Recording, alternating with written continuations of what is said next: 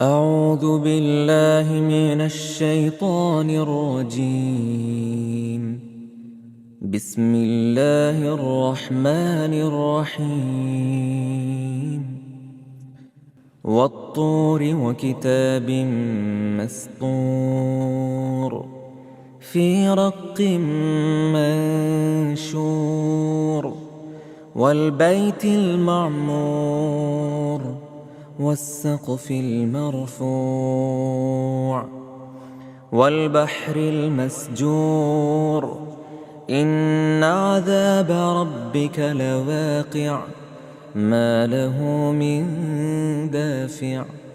يوم تمور السماء مورا وتسير الجبال سيرا فويل يومئذ للمكذبين الذين هم في خوض يلعبون يوم يدعون إلى نار جهنم دعا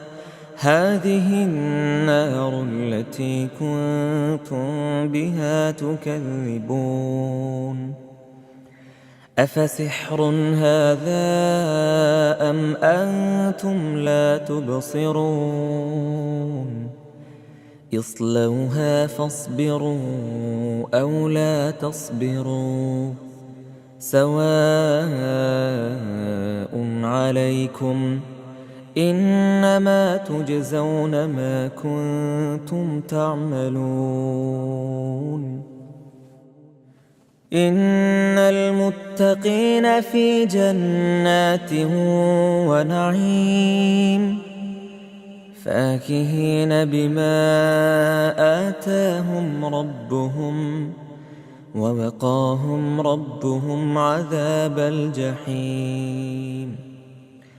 كلوا واشربوا هنيئا بما كنتم تعملون متكئين على سرر مصفوفة وزوجناهم بحور عين والذين آمنوا واتبعتهم ذريتهم بإيمان ألحقنا بهم ذريتهم وما ألتناهم من عملهم من شيء كل امرئ بما كسب رهين وأمددناهم بفاكهة ولحم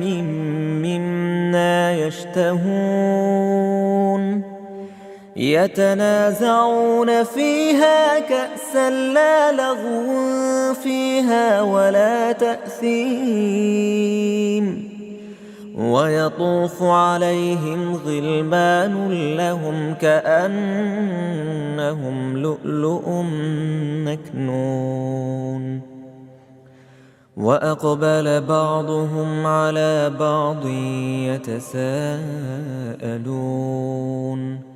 قالوا إنا كنا قبل في أهلنا مشفقين فمن الله علينا ووقانا عذاب السموم إنا كنا من قبل ندعوه إنه هو البر الرحيم فذكر فما أنت بنعمة ربك بكاهن ولا مجنون أم يقولون شاعر نتربص به ريب المنون قل تربصوا فإني معكم من المتربصين أم تأمرهم أحلامهم بهذا أم هم قوم طاغون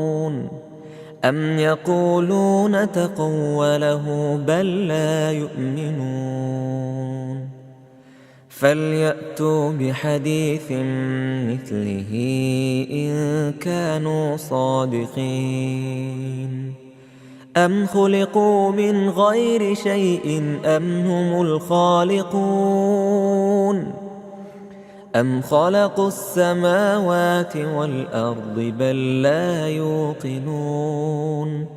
أم عندهم خزائن ربك أم هم المسيطرون أم لهم سلم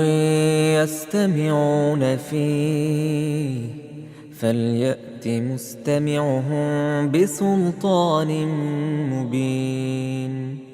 أم له البنات ولكم البنون أم تسألهم أجرا فهم من مغرم مثقلون أم عندهم الغيب فهم يكتبون أم يريدون كيدا فالذين كفروا هم المكيدون أم لهم إله غير الله سبحان الله عما يشركون وإن يروا كسفا من السماء ساقطا يقولوا سحاب مركوم فذرهم حتى يلاقوا يومهم الذي فيه يصعقون يوم لا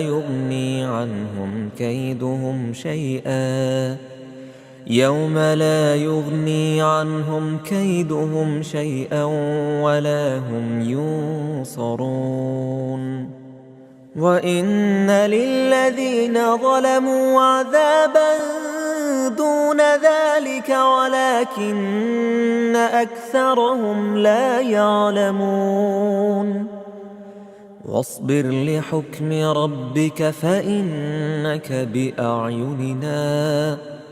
فإنك بأعيننا وسبح بحمد ربك حين تقوم ومن الليل فسبحه وإدبار النجوم